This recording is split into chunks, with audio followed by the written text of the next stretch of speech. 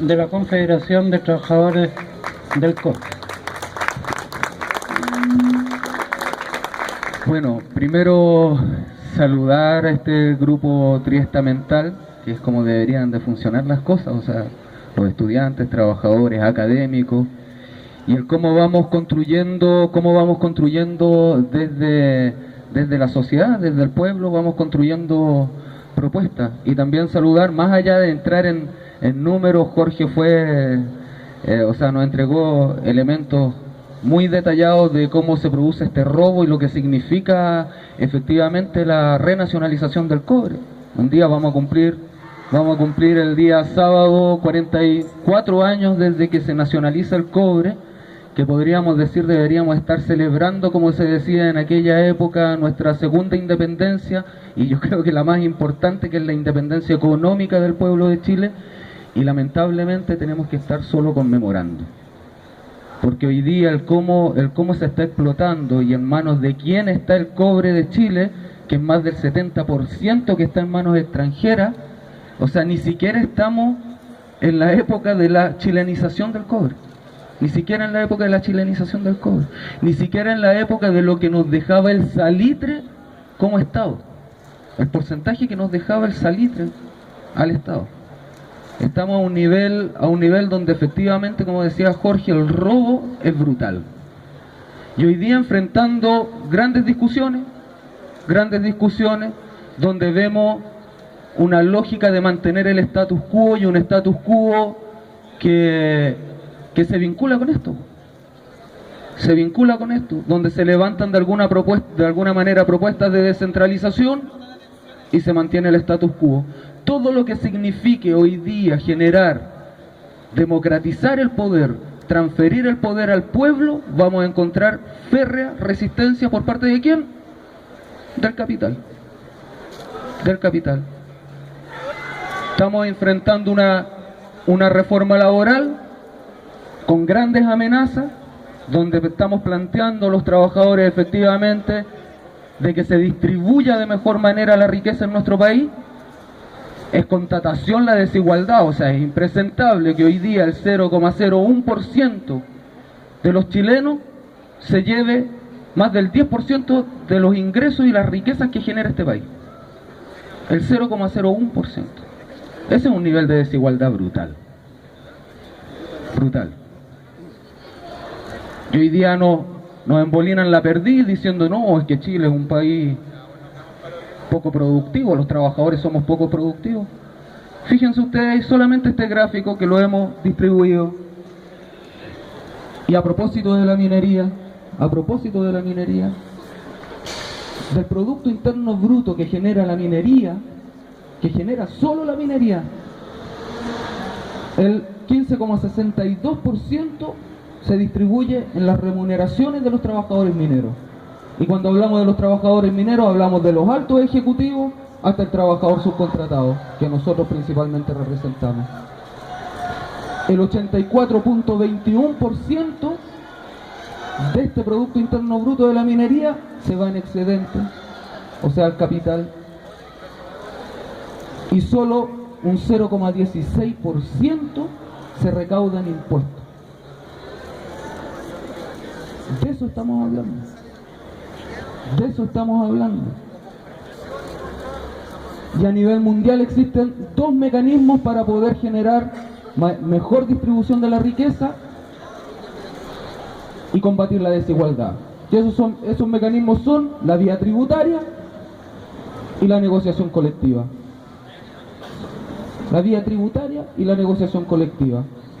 Todos podemos dar cuenta qué es lo que pasó con la reforma tributaria.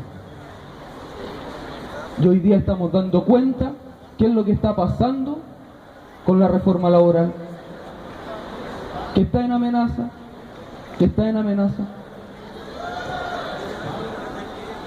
porque no van a permitir perder los excedentes. Antes del plan laboral del Producto Interno Bruto Nacional,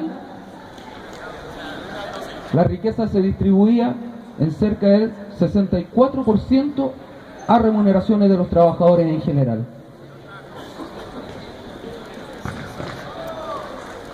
un 10-11% impuestos y el resto era a los excedentes de la empresa. Hoy día esa tortilla, después del plan laboral, se da vuelta.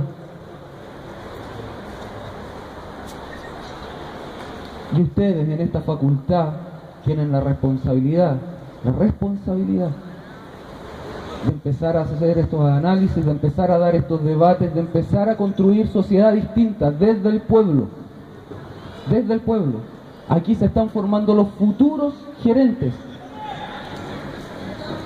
Tienen que discutir conceptos básicos como es el trabajo decente, como lo nefasto que ha sido la subcontratación. La subcontratación, más que un mecanismo de precarización, es uno de los pilares fundamentales que tiene este sistema para mantener este status quo.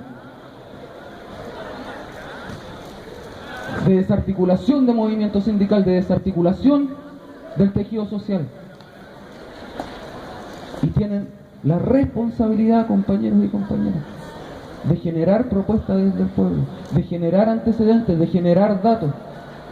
Hoy día, cuando hablamos de políticas públicas, por ejemplo, en minería, porque nos hemos metido en Cochilco, Cochilco nos genera, y discúlpenme la expresión, compañeros, un puto antecedente objetivo para poder generar política pública en beneficio del pueblo. Todos los antecedentes, todos los datos que tiene Cochilco, se los entrega el Consejo Minero. Se los entrega el Consejo Minero. Consejo Minero, dicho sea de paso, donde Codelco, la principal empresa del Estado de Chile, es miembro, junto con las transnacionales.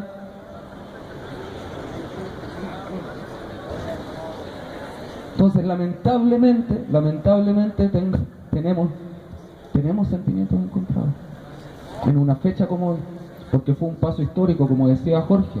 El golpe de Estado principalmente se genera por ese hecho histórico, por tratar de conseguir la independencia más importante para nuestro pueblo, que es la independencia económica de Chile. Y eso lo desarticulan, y nos desarticulan a los trabajadores. Por lo tanto, los llamamos a reflexionar, a conmemorar este día, a notar la importancia que tiene este día en la historia del país, el cómo tenemos que avanzar. Por ahí veo algunos papelógrafos respecto al cobre y el litio para Chile. Sin duda, compañeros, sin duda. Tenemos un país que tenemos un triángulo virtuoso.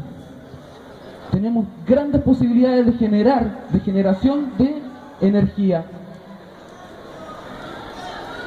Tenemos recursos hídricos, tenemos el sol, tenemos viento, tenemos toda la capacidad de generar energía, tenemos la principal materia prima que transporta esa energía y tenemos la principal materia prima que almacena esa energía.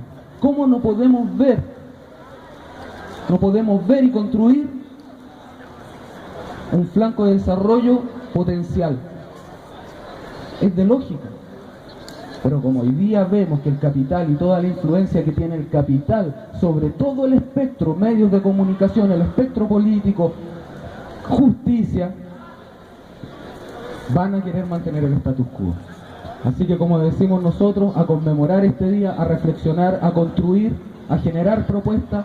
Se viene también una propuesta, se va a instalar un escenario de reforma constitucional que tenemos que dar el debate. Por constitución, hay una concepción de constitución donde el Estado no puede generar empresas y no puede competir con el mercado. Esas lógicas tenemos que cambiarlas. Y esas lógicas no las vamos a cambiar solamente con conversación.